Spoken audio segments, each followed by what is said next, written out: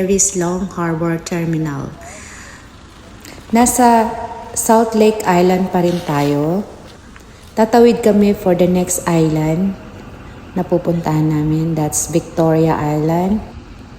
Ayun mga kachuchay, dito lang kami paikot-ikot sa mga small establishment.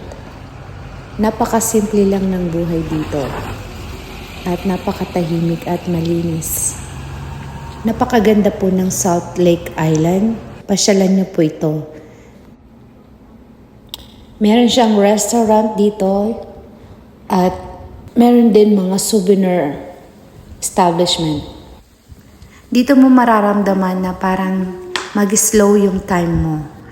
May time kang makinig sa mga huni ng mga ibon tsaka mga natural sounds.